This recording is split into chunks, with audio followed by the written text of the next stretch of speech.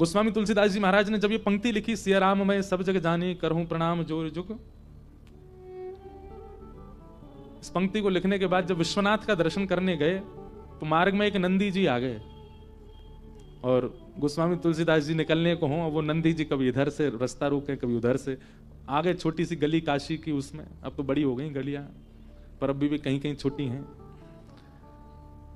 तो ऐसा मैंने सुना है किसी संत से। तो फिर गोस्वामी जी ने थोड़ा सा आवाज की, जैसे किसी जीव को हटाने के लिए थोड़ा स्वर निकालते हैं, हट, ऐसे करके कुछ किया, उसको धक्का आदि दिया ताकि मार्ग मिले। तो मार्ग से दर्शन करने गए, दर्शन करके लौट करके आए तो ये पंक्ति अंतर ध्यान हो गई। और जो गोस्वामी जी ने इस भाव को देखा, मैं तो लिख के गया हूं, इतनी सुंदर बात लिखी, सब में सिया राम जी को देख के सबको प्रणाम करो, ये अंतर ध्यान क्यों हुई?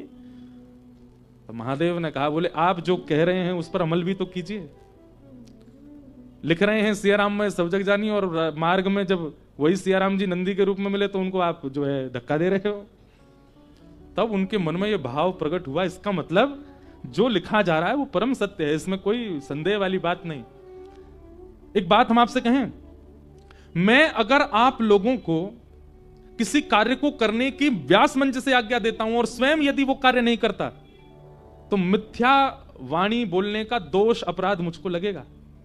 तुम स्वयं तो पालन करते नहीं और पूरी दुनिया को बता रहे हो ऐसा करो ऐसा करो, इसका अपराध मुझको लगेगा, इसका पाप मुझको लगेगा। इसलिए वक्ता को भी बहुत सावधान, यदि वो कोई बात बोले तो पहले स्वयं से पूछे वो स्वयं करता है कि नहीं। और यदि कई बार कथा के फ्लो में कोई ऐसी बात निकल आई जो वो स्वयं नहीं करता तो इसका मतलब व्यास मंच उसको आज्ञा दे रहा है कि सहज ही तुम्हारे मुख से निकला है, आज कथा के बाद इसका पालन करना शुरू करो, नहीं तो वक्ता की वाणी से प्रभाव नहीं हो सकता, ये बात निश्चित है। वक्ता के वक्तव्य से एक व्यक्ति भी परिवर्तित नहीं हो पाएगा यदि वक्ता स्वयं उस स्थिति में नहीं है। तो चैतन्य का मतलब क्या है? सर्वम खलु इदम ब्रह्म। एक प्रकार से सब में आपको दिखने लगे कि इसमें भी राम है, इसमें भी मेरे ठाकुर जी हैं। श्री प्रहलाद जी महाराज, खंबे में भगवान नहीं है पर प्रहलाद का विश्वास है कि खंबायु अग्निम शलिलम महिम च ज्योतिम से सत्वानि दृशो द्रुमादीन सरित समुद्रांश हरे शरीरम यत्किंच भूतम प्रणमेत अनन्यम। सब में परमात्मा। खंभ भेदन हुआ तो प्रकट हो गए श्री नृसिंह भगवान। इसी कलिकाल में महाराष्ट्र की भूमि पर पधारे नामदेव जी महाराज। कौन? नामदेव जी। सब में परमात्मा को देखते। एक बार एक स्थान पर बैठ करके आप भजन कर रहे थे तो किसी ने आकर के आपको टोक दिया, बोले महाराज यहां भजन मत करो। बोले क्यों? यहां पे प्रेत आत्माएं रहती हैं। नामदेव जी बोले अब तो हम बैठ गए, अब तो यहीं करेंगे। जय हरि विठल, श्री हरि विठल, माय बापा विठल, इस प्रकार कीर्तन करने लगे। इतने में एक प्रेत प्रकट हो गया और वो प्रेत कभी हाथी बन जाए, कभी घोड़ा बन जाए, कभी गधा बन जाए, कभी ऊंट बन जाए, कभी मूषक चूहा बन जाए, बार बार रूप बदलने लगा अपने और भयभीत आवाजें निकालने लगा। नामदेव जी महाराज ने जैसे ही उसको देखा तो नामदेव जी बोले, संसार के लोग झूठ बोल गए मुझसे कह के गए कि यहां कोई प्रेत रहता है, लेकिन भैया इतने रूप बदलने की सामर्थ्य प्रेत में नहीं है तो परमात्मा में है। और साक्षात परमात्मा मान के प्रेत को ही प्रणाम करने लगे। जय हो भले पधारे मेरे लंबक नाथ। इतने लंबे बन गए ठाकुर जी। बोले इतने रूप बदलने की सामर्थ्य ये किसी प्रेत में नहीं हो सकती, है तो परमात्मा में है। जैसे ही दंडवत किया, महाराज था तो वो प्रेत ही, लेकिन तुरंत श्री पंडरीनाथ विठल भगवान प्रकट हो गए और प्रकट होकर बोले, ए नामा, यहां तो प्रेत था, तेने उसमें भी मुझे देखा। नामदेव जी कहते हैं प्रेत में प्रेतृत्व भी आपसे ही है। प्रेत की क्या औकात कि वो किसी को डरा सके, उसके अंदर भय दिलाने का जो तत्व है वो भी तो आप ही हो। क्या प्रेत में आप निवास नहीं करते?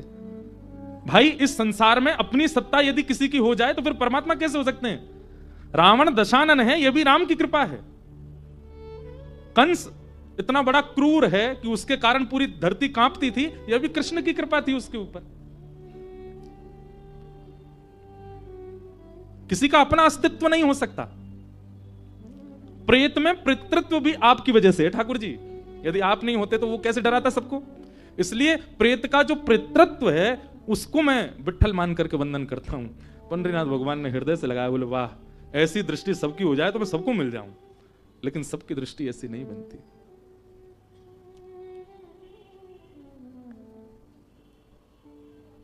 मैं नहीं, मेरा नहीं। कल मैं जब आया काशी तो मुझे हमारे किशन जी ने ये पंक्ति सुना दी, और पूरी रात मेरे मन में यही चलता रहा, सर्वम खलु इदम ब्रह्म। ये स्थिति अगर हमारी नेत्रों की नहीं हुई है तो अभी हम साधक नहीं है, श्रोता नहीं है कथा के। अच्छा, ये स्थिति बन पाना बहुत मुश्किल है।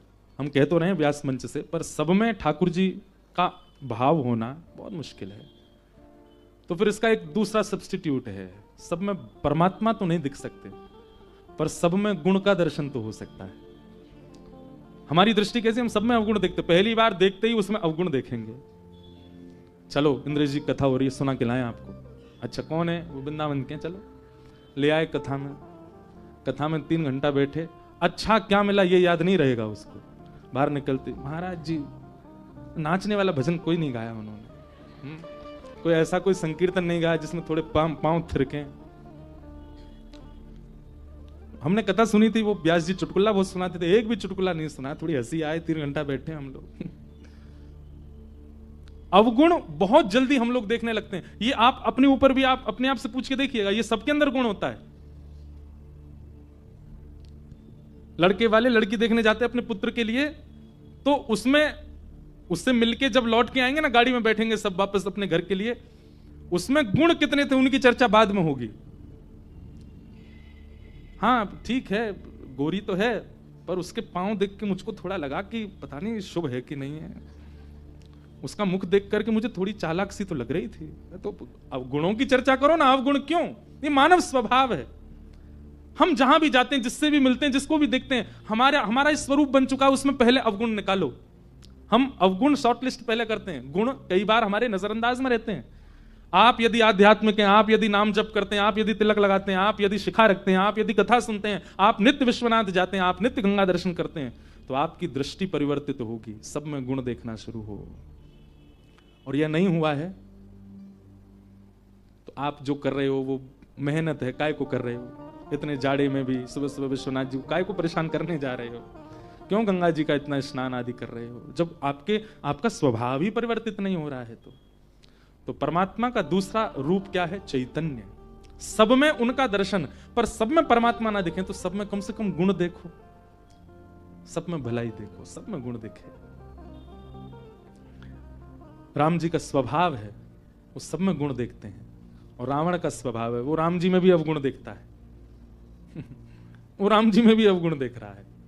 जिनका रूप देख करके पत्थर पिघल रहे हैं, जिनके स्पर्श से पूरी पृथ्वी मदमस्त होती जा रही है, उनको देख करके, उनके बारे में सुन करके, और कोई और नहीं सुना रहा है, स्वयं हनुमान जी जाके बता के आए, अंगद जाकर के बता करके आ रहा है, फिर भी रावण को अवगुण ही दिख रहा है। तो इसका मतलब क्या है? अवगुण दर्शन ये राक्षसत्व है। और जिस दिन आपकी दृष्टि में सद्गुण दर्शन भाव प्रकट हो गया, गुण दर्शन प्रकट हो गया, सद्गुण भी मत देखो, गुण ही देख लो। आप श्रोता हैं, आप साधक हैं, आप आध्यात्मिक हैं। तो भगवान का दूसरा रूप क्या है? चैतन्य। सब में जिनकी व्यापकता है, जो जड़ नहीं है। अब ये तो था एक सामान्य अर्थ, अब इसका दूसरा अर्थ क्या है? आपके सेवा है, सबके घरों में सेवा ठाकुर जी की विराजमान, चाहे वो चित्रपट की है, चाहे वो लड्डू गोपाल है, चाहे हमारे श्रीनाथ जी हैं, गिरधर लाल हैं। सेवा उसी दिन आपकी श्रेष्ठ होने लग जाएगी जिस दिन आप उनके जड़ भाव को दूर कर दोगे। उनके प्रति आपकी जड़ की स्थिति जिस दिन समाप्त हो जाएगी, उसी दिन आपकी सेवा प्रकट हो जाएगी, सेवा आप करने लग जाओगे। बहुत ध्यानपूर्वक सुनिएगा, सावधानी से सुनिएगा। आप अपने ठाकुर जी को यदि जड़ मानते हैं कि वो एक धातु मात्र है, आपसे सेवा में अपराध बनेगा, आपसे भोग में अपराध बनेगा, आपसे श्रृंगार में अपराध बनेगा, क्योंकि आपने ये मान लिया कि ये तो धातु है। लेकिन जैसे ही आपके चित्त में चैतन्य, पूर्ण चैतन्य भाव आ गया कि नहीं ये धातु नहीं है, ये परम चैतन्य ठाकुर जी हैं, तो ठाकुर जी भी फिर चैतन्य बन के ही दिखाएंगे। मैं अपनी कथा में एक बात कहा करता हूं, सब लोग बहुत ध्यान से सुनना। महादेव का स्वरूप सब जगह क्या बताया गया? ध्याये नित्यम महेशम रजत गिरिनिभम चारु चंद्रावतंसम। कैसे महादेव? एक तो सबको ये बात पता है पर इसको कोई जानता नहीं कि महादेव कैसे हैं। गौर वर्ण के हैं महादेव। कैसे हैं? गौर वर्ण, कर्पूर गौरम। और इस श्लोक में भी कहा गया रजत गिरिनिभम, यानी कि जैसे चांदी का पर्वत चमकता है ऐसे महादेव की कांति है। और चारु चंद्रावतंसम, अपने मस्तिष्क पर चंद्रमा धारण करते। रत्ना कल्पोज्वलांगम, और अंग कैसे चमकता है जैसे कोई रत्न चमक रहा हो। पयुष मृगवरा, जिन्होंने बागंबर पहना है, एक मृग चर्म पहना है। भीति हस्तम प्रसन्नम, कैसे बैठे? बोले प्रसन्न मुद्रा में बैठे। पद्मासीनम समन्ताह, पद्मासन में बैठे। ये दोनों पैर के तलवे ऊपर को आ जाएं, इसको पद्मासन कहते हैं। पद्मासीनम समन्ता स्तुतमर गणई, गण सब स्तुति गा रहे हैं खड़े होकर के। विश्वाद्यम विश्ववंद्यम, विश्व के जो आदि हैं, प्रथम हैं, और विश्व के जो वंद्य हैं। अखिल भयहरम, ब्रह्मांड के भय को दूर करने वाले। पंचवक्रम, पंचमुख वाले। त्रिनेत्रम, इनको हम प्रणाम करते हैं। लेकिन कहीं भी देवालय में चले जाओ, महादेव तो लिंग के रूप में ही दिख रहे हैं। कहां है पंचवक्र? कहां है चारु चंद्र? कहां है वो रत्नों जैसी कांति? कहां है वो चमकते हुए महादेव का स्वरूप? क्यों नहीं है वो विग्रह? और यही बात हमारे वृंदावन चंद के पास चले जाओ, उनका वर्णन कैसा? कि वरहापीडम नटवर वपुः कर्णयो कर्णकारम बिभ्रदवासः कनक कपिसं वैजयन्तीं च मालां रन्ध्रान् वेणो अधर सुधया पूरयन् गोपवृन्दै वृंदारण्यम स्वपदरमणम प्राविशद गीत कीर्ति। उनका वर्णन कैसा है? बाकी सब वर्णन छोड़ो, एक वर्णन सुन लो केवल। रंध्रान वेणो अधर सुदया, वंशी तो है, कर कमल में ही है, आवाज क्यों नहीं आ रही है? फिर ध्वनि क्यों सुनाई नहीं देती? महादेव लिंगाकार में ही क्यों हैं? श्री कृष्ण के हाथ जब उठे हैं, वेणु है, तो फिर स्वर क्यों नहीं सुनाई देता? ठाकुर जी ने मुझे और आप सबको चैलेंज किया है, अगर तेरी प्रेम लक्षणा भक्ति में सामर्थ्य हो तो वेणु तो है, कर कमल में वेणु तो है, कोमल उंगलियों से छिद्र भी आच्छादित हैं, मुख पर अधर पर वेणु का प्रथम छिद्र भी है।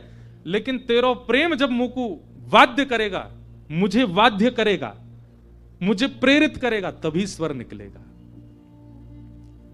महादेव कहते हैं चारु चंद्र तो है, त्रिनेत्र तो है, पर तुम्हारे अंदर वह प्रेम प्रकट हो तब उसका दर्शन कराऊं। हमारे लड्डू गोपाल पूरे दिन यूं ही बैठे रहे घर में। ठाकुर जी कह रहे हैं मैं हाथ सीधे ना करूंगा, पैर सीधे ना करूंगा। क्यों? जा दिन तेरो प्रेम प्रकट है जाएगो, जा दिन तेरो प्रेम अथाह है जाएगो, वही दिन अपने आत्मा में सीधे कर लूंगा। इसका मतलब क्या है? हमारी सेवा से अगर हमारी ठाकुर जी जैसे आए थे वैसे ही हैं, इसका मतलब ये प्रेम प्रकट किया नहीं तो ठाकुर जी बदल जाते हैं। ठाकुर जी थोड़े तो हाथ पांव सीधे करते, नेक तो परिवर्तित होते। अब यहां व्यवस्था नहीं तो हम अपने लाल जी का एक दर्शन कराते। जब हमारे ठाकुर जी आए थे 5 वर्ष पहले, तब का स्वरूप और आज के ठाकुर जी का स्वरूप आप कहोगे ये वो है ही नहीं। जब हमारे लाल जी आए थे तो ऐसे लगते थे जैसे पतर पूछ रहा से पतरे दुबरे। हमारे लाल जी के जिन्होंने दर्शन किए सबको यूं लगती है तो कितने बड़े होंगे, मोटे ताजे तगड़े होंगे। हैं सच में, पर दर्शन में हैं वो छोटे से। पर प्रथम दिन का दर्शन, और मैं रोज देखता हूं अपने प्रथम दिन के गिरधर लाल जी और आज के, ऐसा परिवर्तन। गदमदरा से तो गाल फूल गए उनके, नेत्रन में ऐसी रौनक सी आ गई है, कांति ऐसी लगती है अद्भुत। अब जैसे हाथ पांव बिल्कुल खा पी के जैसे खाते पीते घर के बालक हो जाते हैं, ऐसे लाल जी हो गए। पहले कोई वस्त्र धराने से आते ही नहीं थे, इतने छोटे से ठाकुर जी हमारे। अब आप कितने बड़े वस्त्र ले आओ, कैसे भी करके धारण कर लेते। तो चैतन्य, आप जिनकी सेवा करते हैं, केवल नियमित रूप से भोग लगाना, आरती करना, यह आपका कर्तव्य नहीं। आपका कर्तव्य यह है कि जैसे आए ये परिवर्तित होने चाहिए। इनके स्वरूप में थोड़ा तो, भाई बालक जन्म लेता है वो छोटा सा ही होता है, 10 साल हो गए इतना सही है, मां को चिंता नहीं होगी। चिंता क्या होगी? पूरा घर परिवार रोएगा, ये बढ़ता ही नहीं, इतना सही है। हर दिन उसमें परिवर्तन आए, वो कुछ नया सीखे, कुछ नई क्रिया करे, उसके हाथ पांव थोड़े बढ़े, चलना सीखे, बोलना सीखे, आंखें टिमटिमाए, पूछें कान कहां है तो तुरंत बताए, नाक कहां ये है, जीभ कहां ये है। हर दिन कुछ नया ज्ञान, उसमें परिवर्तन दिखता है, तब परिवार प्रसन्न रहता है कि हमारा बालक पल रहा है, बढ़ रहा है। सेवा में भी आपका भाव और आपके ठाकुर जी का स्वरूप, इसमें परिवर्तन आना चाहिए। तब आपकी सेवा लग रही है, आप सेवा कर रहे हो, ये बात पता चलती है। ये इसी को कहते हैं चैतन्य। ठाकुर जी का तीसरा रूप क्या है? आनंद। हमारे गुरुदेव एक बहुत अच्छी बात कहते हैं, ठाकुर जी के प्रथम दो स्वरूप यदि आपने भली भांति पहचान लिए, यानी कि सत्य और चैतन्य, तो तीसरा रूप अपने आप प्रकट होगा। क्या? आनंद। वो सब गाओगे, नंद घर आनंद भयो जय कन्हैया, अवध में आनंद भयो जय रघुवर राम के। आनंद। रहते काशी में हैं, गंगा तट पर हैं, फिर भी इतने निराश हताश उदास क्यों? ये तो आनंद वन है, यहां तो महादेव भी आनंद में रहते हैं, आप क्यों इतने निरानंद में हो? क्योंकि आपने महादेव को उस रूप से देखा नहीं, जाना नहीं, पहचाना नहीं, इसलिए निराश हो। तो सत्य परमात्मा को जिस दिन आपने चैतन्य रूप से भज लिया, उसी दिन जीवन में आनंद आएगा। सच्चिदानंद रूपाय विश्वोत्पत्त्यादि हेतवे, विश्व की उत्पत्ति, पालन और संहार, ये तीन क्रिया जिनकी हैं। तापत्रय विनाशाय, तीन प्रकार के तापों का जो उपशमन करते हैं। ताप किसको कहते हैं? कष्ट को। एक बात बहुत ध्यान से सुनिएगा, ठाकुर जी को भजने वाला कष्ट विमुक्त नहीं होता।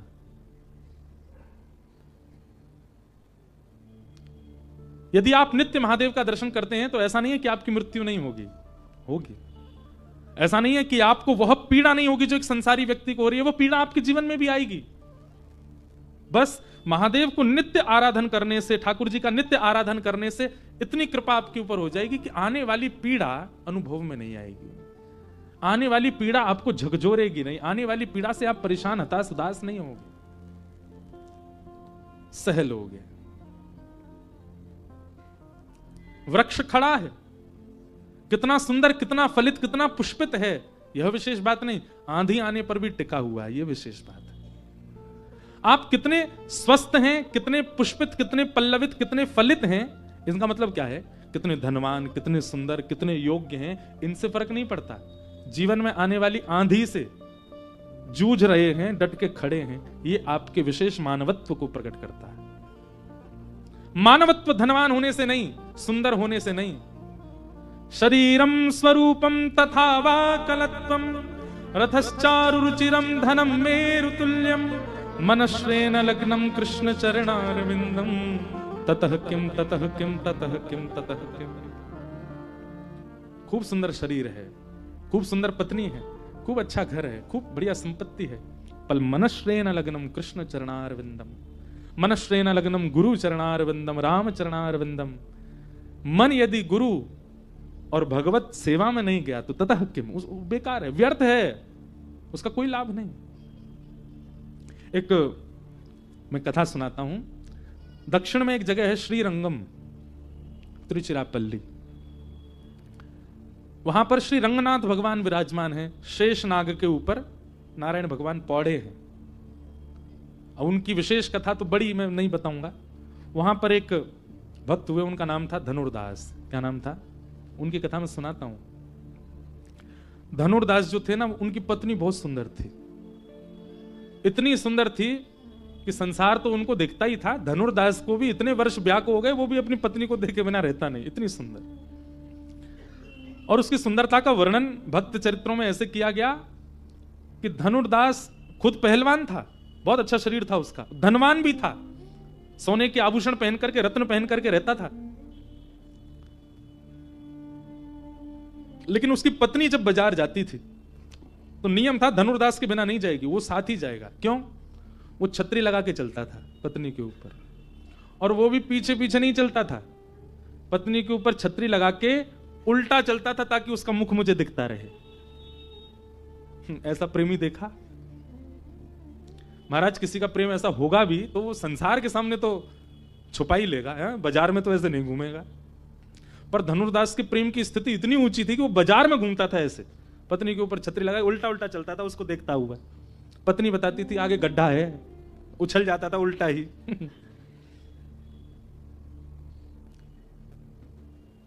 एक बार श्री रंगनाथ भगवान की सवारी जा रही थी, आगे सब लोग चल रहे थे हटाते हुए भीड़ को, हट जाओ हट जाओ, रंगनाथ भगवान की सवारी आ रही है। और सबसे आगे श्रीमद रामानुजाचार्य जी चल रहे थे, ठाकुर जी की सवारी चल रही है तो आचार्य आगे चल रहे थे। तभी उन्होंने इस दृश्य को देखा। क्या देखा? धनुर्दास अपनी पत्नी के ऊपर छतरी लगाए उल्टा चल रहा है, उसको देखते हुए। अब नगर बाजार के लोग तो हंसी उड़ा में एक दूसरे, देख देख देख देख धनुर्दास को देख, कैसा जोरू का गुलाम है, देख। रोज उसको देखने के लिए अलग भीड़ लगती थी। उसकी पत्नी जब बाजार जाए तो भीड़ अलग लगती थी, अटारियों पर, छतों पर, नीचे लोग देखते थे, देखो कैसे जाता है। लेकिन रामानुजाचार्य जी की जब दृष्टि पड़ी, रामानुजाचार्य जी के आसपास के लोग भी सब उपहास करने लगे उसका, और किसी ने कह दिया कितना कामी व्यक्ति है। लेकिन वही बात है ना, श्रीमद् भागवत जी कहती हैं, प्रयच्छति गुरु प्रीतो, गुरु यदि आप पर मेहरबान है, गुरु यदि आप पर प्रसन्न है, आप चाहे कितने भी घनघोर दलदल में क्यों ना हो, ठाकुर जी को उबारने आना पड़ेगा यदि आपके गुरु प्रसन्न है तो। रामानुजाचार्य जी को लगा गुण ही तो है, भले ही वो पत्नी में हो गया तो अवगुण कहला रहा है, और यही ठाकुर जी में होता तो सद्गुण हो जाता है। गुण तो है पर संसार में है इसलिए अवगुण है, और यही गुण यदि ठाकुर जी में लग जाए तो सद्गुण बन जाएगा। और गुरु का यही काम है। हमारे अंदर सारी चीजें हैं, हमारे अंदर हम सर्वगुण संपन्न है। मैं, मेरे से लेके पीछे तक एक एक व्यक्ति यहां सर्वगुण है, लेकिन क्योंकि वह गुण संसार में, इसलिए हम नरकगामी हो जाते हैं। गुरु आश्रय से वही गुण नाम में लग जाए तो वही फिर हमको भगवत धाम की प्राप्ति करा दे। रामानुजाचार्य जी ने सोच लिया कि किसी से कहा, सुनो इसको धनुर्दास को बोल के आओ, शाम को मुझसे मिलने आएगा। किसी ने जाके कहा, ए धनुर्दास, तुमको रामानुजाचार्य जी ने मठ में बुलाया है। वो घबरा गया, ऐसा क्या हो गया? उसको यही लगा कि शायद जिस क्रिया से मैं जाता हूं सब उपहास करते हैं, रामानुजाचार्य जी को क्रोध आया होगा, डांटने के लिए बुलाएंगे। वो पहले से ही मन बना के गया था, चाहे कितना भी डांट लें, मैं पत्नी को अब घर से बाहर ही नहीं जाने दूंगा। क्यों? वो बाहर जाएगी तो मुझे तो देखना उसको, उनकी डांट से भी मैं वह छोड़ तो नहीं पाऊंगा। रामानुजाचार्य जी ने उसको बुलाया, तो जैसे धनुर्दास आया प्रणाम करके बैठा, रामानुजाचार्य जी बोले, आज हमने एक दर्शन किया, तुम अपनी पत्नी के ऊपर छतरी लगाए उल्टे चल रहे थे। धनुर्दास नीचे नजर करके हाथ जोड़ के बैठा, गुरु के सामने कुछ कहना नहीं चाहिए, चुपचाप बैठे। रामानुजाचार्य जी बोले, मुझे बस इतना बताओ, क्यों देखते हो तुम पत्नी को? तो उसने कहा, क्षमा करें भगवान, पर मुझे उससे सुंदर कुछ दिखा नहीं संसार में, बहुत सुंदर है वो, और हर दिन वो नई लगती है, हर दिन उसकी सुंदरता बढ़ती है, इसलिए मैं उसको देखता हूं। रामानुजाचार्य जी बोले, अगर उससे सुंदर कोई तुम्हारे सामने आ गया तो? धनुर्दास बोला, इतना विश्वास से कह सकता हूं, उससे सुंदर कोई नहीं आएगा, मुझे विश्वास है, उससे बढ़िया कोई है ही नहीं संसार में। रामानुजाचार्य जी बोले, मैं भी तो कह रहा हूं, अगर मैंने प्रकट कर दिया तो बोले, मैं वचन देता हूं, उससे सुंदर जो आएगा सदा उसको देखूंगा। फिर रामानुजाचार्य जी हाथ पकड़ के रंगनाथ भगवान के पास गए, और श्री रंगनाथ आचार्य हैं, उनकी बात तो ठाकुर जी मानते ही हैं। अंदर गर्भगृह में ले जाकर के कपाट बंद किए और रंगनाथ भगवान से प्रार्थना की, हे प्रभु, इसके अंदर गुण है, लोगों में गुण होते हैं, इसके अंदर अति गुण है, गुण की मात्रा बहुत ज्यादा है। सब अपनी पत्नी को देखते हैं पर ऐसे कोई नहीं देखता होगा, मतलब गुण की अतीत है इसके अंदर। मेरी इच्छा है कि यह गुण आपके प्रति न्योछावर हो जाए, आप कृपा कर इसको अपने अद्भुत रूप का दर्शन कराओ। इतने में ही शंख चक्र गदा पद्मधारी श्रीमन नारायण, आहा सुंदर कमल नेत्र हैं ठाकुर जी के, कमल जैसी नासिका, कमल जैसे कपोल, अद्भुत स्वरूप रूप कांति। वैसे ठाकुर जी इतने सुंदर, पर आज आचार्य के कहने से इतने सुंदर बन के आए, इतने सुंदर बन के आए कि धनुर्दास ने जैसी उनका रूप देखा, नेत्र सजल हो गए, घुटने पर बैठ गया, और सदा के लिए श्री ठाकुर जी को, अब इन नेत्रों से और किसी को नहीं देखूंगा, वचन देता हूं। तुरंत दौड़ करके गया, अपनी पत्नी को लेकर के आया, और स्वयं तो ठाकुर जी का हुआ, अपनी पत्नी को भी कर दिया। बोले, आज से मैं और मेरी पत्नी केवल ठाकुर जी को भजेंगे, इन्हीं की शरण में रहेंगे, इन्हीं के साथ रहेंगे। जीवन भर के लिए ठाकुर जी के प्रति समर्पित हो गया। कहते हैं कि रामानुजाचार्य जी रोज स्नान करने के लिए कावेरी जी में जाते थे, तो ब्राह्मण वेद पाठियों के कंधे पर हाथ रख के चल के जाते थे, और स्नान ध्यान करके जब संध्या करके पूर्ण पवित्र तिलक आदि लगा के जब पूर्ण पवित्र अवस्था में होते थे, तब धनुर्दास के कंधे पे हाथ रख के आते थे। ब्राह्मणों ने एक दिन इस पर शंका प्रकट की, बोले, भगवान आप अशुद्ध अवस्था में सुबह सुबह नहा धो के जब उठते हो तब तो हमारे कंधे पे हाथ धर के जाते हो, और नहा धो के परम पवित्र शुद्ध होकर के जब आते हैं तो वो कामी व्यक्ति है धनुर्दास, उसके कंधे पे हाथ रख के आते हो। रामानुजाचार्य जी ने कहा कि तुमने उसमें काम का दर्शन किया, परंतु उसमें गुण का अतीत था, वही गुण ठाकुर जी में परिवर्तित हो गया, तो वही अवगुण ही बहुत बड़ा गुण बन चुका। और ये मैं बताऊंगा नहीं, तुम्हें दिखाऊंगा एक दिन उसका गुण। कैसे दिखाया? एक दिन रामानुजाचार्य जी कथा कर रहे थे वाल्मीकि रामायण, और वाल्मीकि रामायण में प्रसंग आया कि विभीषण शरणागति का जब प्रसंग आया कि विभीषण शरण लेने के लिए आया राम जी की, तो भगवान ने, जैसे ही भगवान को पता चला कि विभीषण आया, तो ठाकुर जी ने सुग्रीव और वानरों की सब सेना को भीतर ले जाकर के सबसे पूछा। क्या पूछा?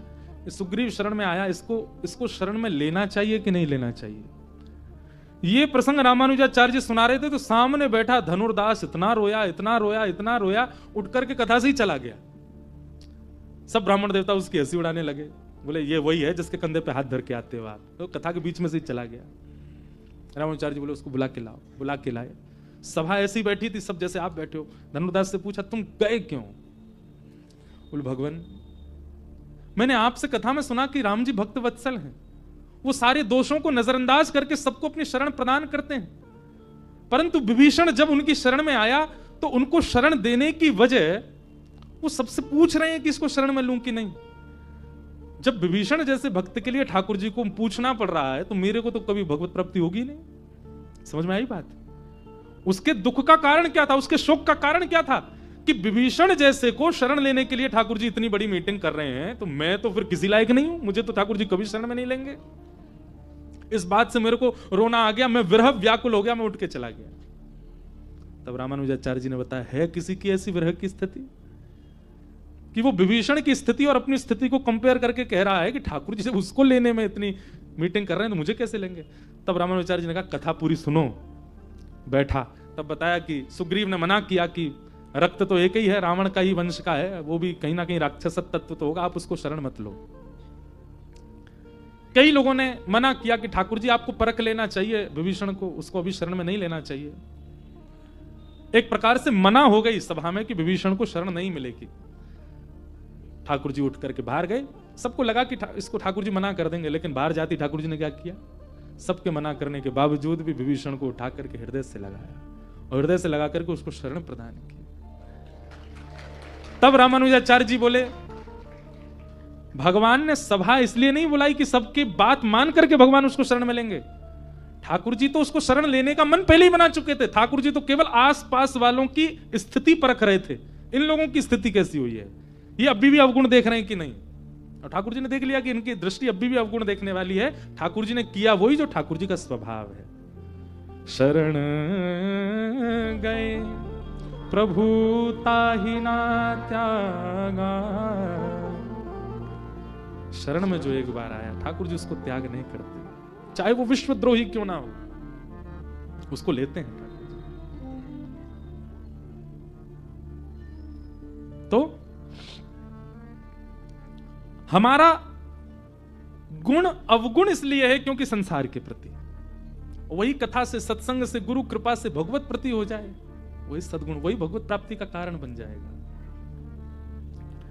तो हम ये कथा क्यों सुना रहे हैं? तापत्रय विनाशाय, संसार से मिलने वाली पीड़ा वो भगवत भजन के बाद भी आपके जीवन में आएगी। मुझे भी बुखार आता है, मेरे परिवार में भी कई कलेश होते हैं, भले ही चाहे मैं 365 दिन कथा करता हूं, लेकिन इसका मतलब ये नहीं कि वक्ता हूं तो मेरे जीवन में कोई कष्ट नहीं। पर हां, जिस कष्ट से एक संसारी व्यक्ति टूट जाता है, बिखर जाता है, वह कष्ट भी जीवन में आने पर भगवत कृपा से वह स्थिति नहीं होती। कई बार तो कथा मंच पर आने से पूर्व ही कुछ ऐसी घटना, समाचार सुनाई दे जाता है परिवार का, जिससे एक व्यक्ति विचलित हो जाए।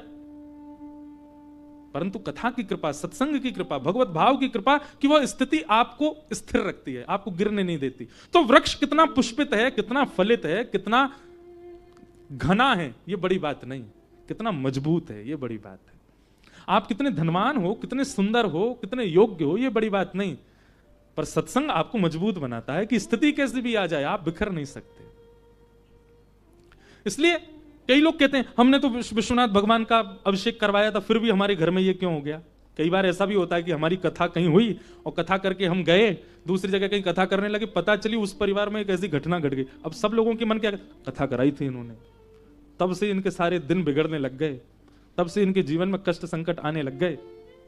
नहीं, बल्कि इसको आप ऐसे लो, वो आना निश्चित था, वो आना निश्चित है। पर जब ठाकुर जी देखते हैं ना कि कोई भक्ति पथिक हो गया है, तो ठाकुर जी कहते हैं देखो एक बात सुनना, हमारे 100 वर्ष की आयु बताते हैं पर जीता कोई नहीं, बहुत कम है जो 100 जी ले। 100 वर्ष के जीवन को विभाजित किया जाता है। जब ये 20 साल का होगा तब कुछ महीने के लिए कष्ट आएगा, फिर जब ये 28 वर्ष का होगा तब इतने दिन के लिए इसके जीवन में विपत्ति आएगी, फिर ये जब 40 का होगा तब ऐसा होगा, फिर 60 का होगा तब ऐसा होगा। हमारे जीवन के हर साल, हर 10 साल, 5 साल में, 4 साल में, 2 साल में एक संकट निश्चित लिखा है पहले से ही, और वो आपकी अंतिम पीड़ा तक उसका पूरा कोटा पूरा करना ही पड़ेगा आपको। और जितना रह जाएगा, मान लीजिए 80 साल में आपको कुछ भोगना था और आप भगवत धाम ही चले गए 75 में, तो फिर 80वां जो लिखा हुआ है वो भोगने के लिए आपको अगला जन्म लेना पड़ेगा। ये अधूरा रह गया इसका, तो वो जो होमवर्क अधूरा रह गया उसकी पूर्ति के लिए ठाकुर जी फिर भेजेंगे विद्यालय में, संसार में, जाओ उसको करके आओ। लेकिन व्यक्ति जब शरणागत हो जाता है ठाकुर जी के, व्यक्ति जब अधीन हो जाता है ठाकुर जी के, व्यक्ति जब भजने लगता है ठाकुर जी को, तो ठाकुर जी पता है क्या करते हैं? पूरे 80 वर्ष में विभाजित जो कष्ट था उन सबको समेट के एक साथ भुगवा देते हैं। जो इतने लंबे जीवन में भोगना था वो ठाकुर जी 2-3 वर्ष में ही भुगवा करके खत्म कर देते हैं कोटा। बोले अभी इसका सब नष्ट करना प्रारंभ करो। कई बार आप जब व्यसनी थे, आप जब भोगी थे, आप जब लोभी थे, तब इतने संकट नहीं थे, पर जब से त्रिपुंड लगाना शुरू किया, जब से ऊर्ध्वपुंड लगाना शुरू किया, जब से राम राम भजना शुरू किया, कष्ट की घड़ियां बढ़ने लग गई। इसका मतलब क्या है? ये पूरे जीवन में भोगने वाले जो थे, अब ठाकुर जी ने एक संग दे दिए। मतलब ना तो फर्स्ट टर्म एग्जाम हुए, ना सेकंड टर्म हुए, ना हाफ ईयरली हुआ, ना थर्ड टर्म हुआ, सीधा फाइनली हो गया है। तो फाइनल एग्जाम दे देते हैं, बोले बाकी कुछ नहीं करना, तुम तो सीधा ग्रैंड फिनाले करो, बाकी सब क्यों करना है। तो कई बार भगवत शरणागति लेने के बाद कष्ट यदि अनुभव हो रहे हैं तो ये समझ लीजिए कि फाइनल एग्जाम है हमारा, पूर्ण परीक्षा, इसको कर लेंगे सब ठीक है, सब आनंद है। तापत्रय विनाशाय, कष्टों से मिलने वाली जो पीड़ा है उसका नाश करते हैं ठाकुर जी। कष्ट का नाश नहीं, वो तो हमारा प्रारब्ध है, वो तो भोगना पड़ेगा हमको। पर बंधुओं, नाम में सामर्थ्य है, नाम में सामर्थ्य है। क्या? उस कष्ट रूपी पहाड़ को कंकड़ बनाने की, उस कष्ट रूपी बाण को सुई बनाने की सामर्थ्य नाम में है। कोई पिए रे पियाला राम रस का, कोई पिए रे पियाला राम रस का, कोई पिए रे पियाला कृष्ण रस का, कोई पिए रे पियाला कृष्ण रस का। ये नाम सत्संग में, कथा में सामर्थ्य है कि जीवन में आने वाली विपत्ति का अनुभव होना बंद हो जाता है, लेकिन नाम में सामर्थ्य है कि जीवन में आने वाली विपत्ति का विशाल रूप सूक्ष्म कर देता है नाम। समझ में आई बात? सत्संग में क्या सामर्थ्य है कि विपत्ति जो आ रही है वो आएगी पर उसका अनुभव नहीं होगा, वो आपको तोड़ नहीं पाएगी। पर नाम में क्या सामर्थ्य है? आने वाली विपत्ति का जो प्रचंड रूप है उसका सूक्ष्म रूप कर देता है नाम। ये नाम की सामर्थ्य, ये नाम का बल है। इसलिए कथा के साथ साथ नाम जप अति आवश्यक है। नाम,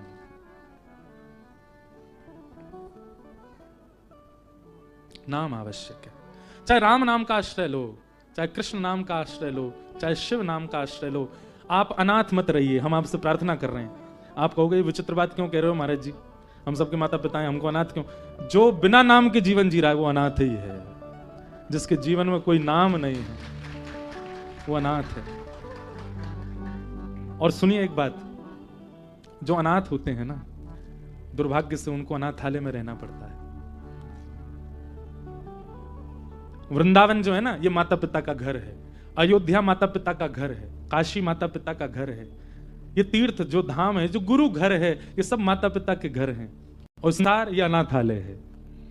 जो नाम के बिना रहता है उसको अनाथालय में रहना पड़ता है, उसको संसार में रहना पड़ता है। और जो नाम आश्रित होता है वो घर में रहता है, माता पिता के संग रहता है। वो या तो फिर वृंदावन में रहेगा, या बरसाने में रहेगा, या काशी में। तो हम जो बात कह रहे हैं वो समझ में आई क्या? संसार में अनाथ कौन? जिसके नाथ विश्वनाथ नहीं, जिसके नाथ द्वारिका नाथ नहीं, जिसके नाथ रामनाथ नहीं, जिसके नाथ श्रीनाथ नहीं, वो अनाथ है। अमूमन माता पिता नहीं है उसको अनाथ कहा जाता है, पर नहीं, इनके नाम के साथ ही नाथ शब्द क्यों है? विश्वनाथ। बोले पूरे विश्व के जो स्वामी हैं, पूरे विश्व के जो रक्षक हैं, पूरे विश्व को जो नतने वाले, अपने वश में रखने वाले, वो विश्वनाथ। तो ऐसे विश्वनाथ, उनके नाम का आश्रय लो। जो नाम आश्रित नहीं है वो अनाथ है, और अनाथ को अनाथालय में रहना पड़ता है। अनाथालय संसार है। घर में रहो, और घर में तब रहोगे जब माता पिता की मानोगे। माता पिता की मानने का मतलब कथा सुनना, ये माता पिता की मानना। हमारे माँ कौन है? पराम्बा जगदम्बा पार्वती माँ है, पिता महादेव है। हमारी माँ श्री किशोरी जी हैं, पिता ठाकुर जी हैं। माँ जानकी जी हैं, पिता राम हैं। माता पिता के आश्रम में रहो, घर में रहोगे। घर में रहोगे मतलब धाम में रहोगे, नाम में रहोगे, लीला में रहोगे। अनाथ मत रहो, सनाथ हो जाओ, नाम का आश्रय ले लो। एक नाम को पकड़ लीजिए बस। महादेव सतत जपत मंत्र राम नाम। स्वयं विश्वनाथ भी एक नाम के आश्रय में है। निराधार को आधार एक राम नाम, प्रेम मुदित मन से कहो राम राम राम। नाम आश्रय लीजिए, जो नाम बहुत प्रिय लगता है। अच्छा, एक और बात, इनमें भी भेद दृष्टि होती है लोगों की। हमको राधा नाम बहुत अच्छा लगता है, हम वही जपते हैं। कृष्ण में इतनी रुचि नहीं। ये नामापराध है। आप ऐसा अपराध नहीं कर सकते। आप कैसे भेद मान सकते हो? आपको पता है, मैंने वैसे तो कथा में इस बात का खुलासा किया है। मीराबाई नित्य किसको भजती हैं? ठाकुर जी को। मुरली मनोहर श्याम सुंदर ब्रजपति उनके नाथ हैं, परंतु मीराबाई का जो गोपनीय मंत्र है वो राम नाम है। मीराबाई भजती क्या है, जपती क्या है? राम। मीराबाई के भैया जयमल, जयमल जी का चरित्र सुनेंगे तो इतना सुंदर चरित्र है जयमल जी का। मीराबाई के भाई जयमल जी, उनके तो आराध्य ही राम जी हैं, जबकि सेवा उनके यहां चतुर्भुज भगवान की होती, नारायण की है, श्री कृष्ण की है। नारायण ही राम है, नारायण ही कृष्ण है, उनमें भेद नहीं, पर उनके आराध्य रूप में राम जी हैं। जयमल जी के प्रसंग में आता है कि एक बार जयमल जी, उन्होंने संकल्प लिया कि मैं पूरे दिन में इतने घंटे केवल भजन करूंगा, और उस समय चाहे दुनिया इधर से उधर हो जाए, मेरा भजन नहीं रुकना चाहिए। किसी शत्रु राजा को पता चला कि जयमल इतने बजे से इतने बजे तक भजन में रहता है, उसी समय आक्रमण कर देंगे। आक्रमण के लिए जैसे ही राजा ने अपनी पूरी सेना लगाई, जयमल जी यहां भजन में बैठे थे। मंत्री महामंत्री सब सोचने लगे अब कैसे करें, राजा तो हमारा भजन में, उतने घंटे से पहले उठेंगे नहीं, उतने घंटे में तो पूरी नगरी ध्वस्त हो जानी है। एकमात्र जयमल जी की मां को अधिकार था कि उनके भजन में वो जाकर के जयमल जी से वार्ता करती थी, लेकिन जयमल जी उसका उत्तर भी इशारे में ही करते थे, बोलते नहीं थे, केवल अपना भजन में लगे रहते थे। तो मां ने जाकर के कहा, पुत्र नगर संकट में है। तो जयमल जी ने ठाकुर जी की ओर इशारा किया, नगर के रक्षक तो ये हैं, सब संभाल लेंगे। और जयमल जी के इस, देखो आप नाम कितना जपते हो, ठाकुर जी को इससे फर्क नहीं पड़ता। आप व्रत कितने करते हो 30 दिन में, इससे कोई अभिप्राय नहीं। आप यज्ञ कितने करते हैं, इनसे कोई फर्क नहीं पड़ता। पर आप अपनी स्थिति में ठाकुर जी के प्रति समर्पण कैसा करते हो, यह ठाकुर जी देखते हैं।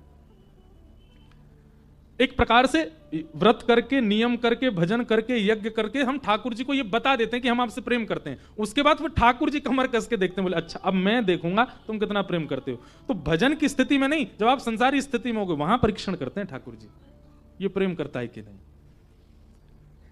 जयमल जी 4 घंटे भजन करते हैं, ये तो केवल उनका प्रतीक ठाकुर जी को बताने का था कि मैं आपसे प्रेम करता हूं। अब ठाकुर जी ने परीक्षा ली, उन्हीं 4 घंटों में नगर पर आक्रमण करवा दिया।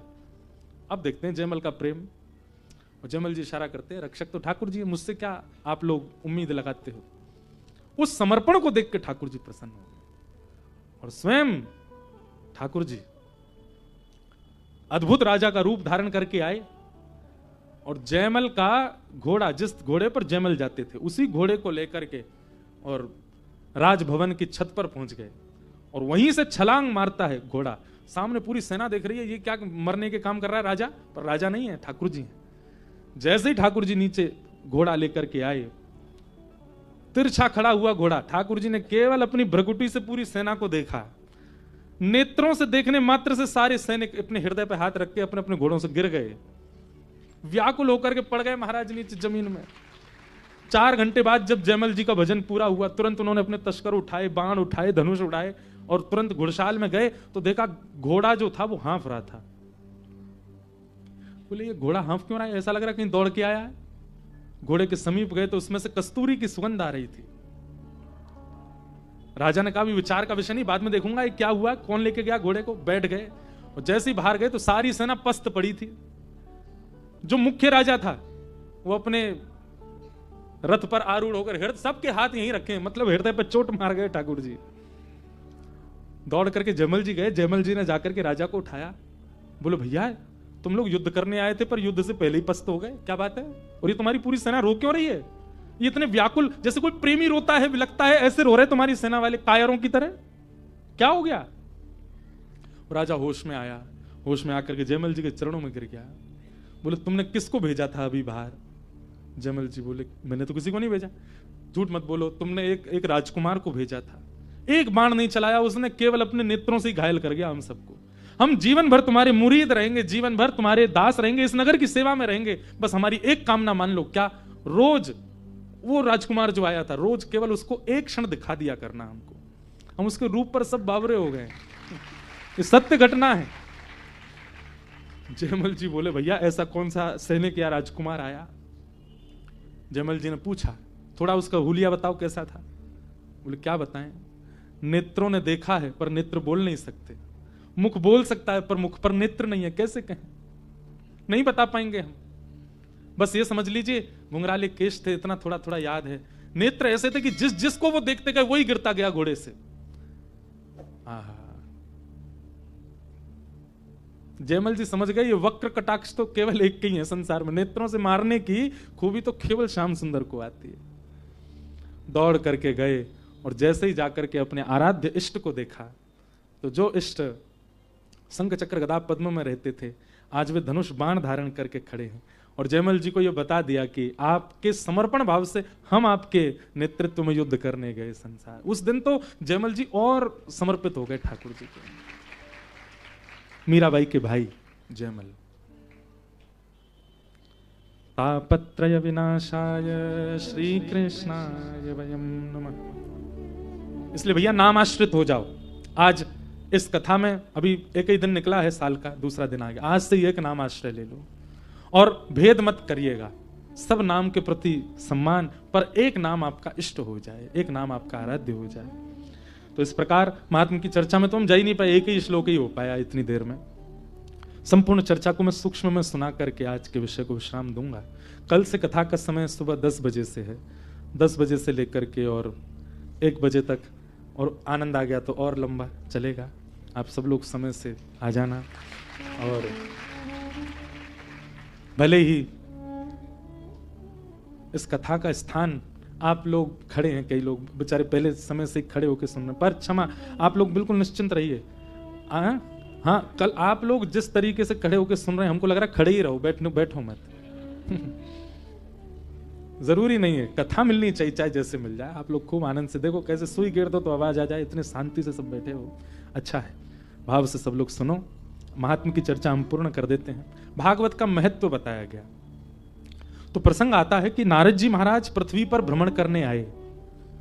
तब पृथ्वी पर आपने देखा कि पृथ्वी की जितनी महिमा हम सुनते हैं वैसी तो पृथ्वी बिल्कुल भी नहीं है, सब कुछ उल्टा सुल्टा है पृथ्वी में। और क्या क्या उल्टा सुल्टा है आप सबको पता ही है यहां पर, लेकिन उसका वर्णन किया गया। क्या? सत्यम नास्ति तपः शौचम दया दानम न विद्यते उदर भरिणो जीवा वराका कूट भाषण। क्या कह रहे हैं? सत्यम नास्ति, कलयुग में सत्य नहीं बोलते लोग। हम लोग अगर अपना पूरे दिन में एक ना लोग वो काउंटर लगा के रखते हैं हाथ में, उसमें गिनते रहते हैं कितना नाम जप हुआ हमारा। मैं कभी कभी कहता हूं कि वो काउंटर नाम जप के लिए अच्छी बात है। एक काउंटर सब लोग लगाओ और आप जितनी बार झूठ बोलते हैं उतनी बार दबाओ। जितनी बार किसी के हृदय को दुखाते हैं, आपको पता तो होता है कि सामने वाले का हृदय दुखा है, दबाओ। जितनी बार पत्नी से या पति से या बच्चों से ऊंचे स्वर में बात करो जिससे वो भयभीत हो जाएं, दबाओ। किसी के साथ छल करो, कपट करो, दबाओ। और हर महीने की 30 तारीख को जैसे ऑडिट होता है वैसे उसको देखा करो 30 दिन में आपने कितने पाप किए। आपका हृदय कांप जाएगा। और नियम है, एक बार करके देखिए, 1 महीना आप, वो रखना ही पड़ेगा आपको। आपका नियम होना चाहिए अंगूठी की तरह, रोज पहनो। दुनिया को लगेगा आप नाम जापक हो, पर नाम मत जपना, आप उसमें अपने अवगुण जपो। हम सबको पता होता, इससे 2 काम होंगे।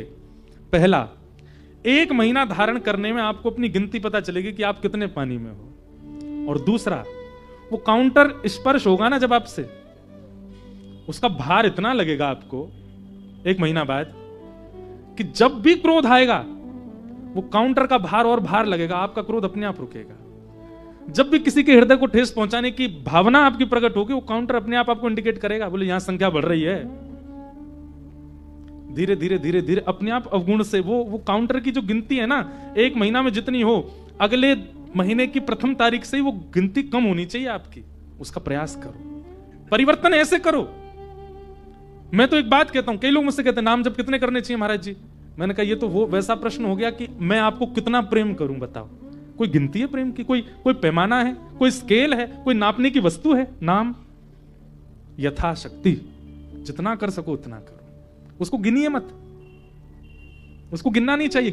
जिनको गिनना चाहिए उनको तो बिल्कुल नहीं गिनते। क्या अवगुण, उनकी तो गिनती नहीं है। लोग बाग जो बोल देते हैं ना, हम 2 लाख नाम करते हैं, हम 1 लाख नाम करते हैं, हम 10,000 नाम करते हैं। इससे बढ़िया आपने ये गिनती की होती कि आपने गलत कितना किया। उसकी गिनती नहीं करता व्यक्ति।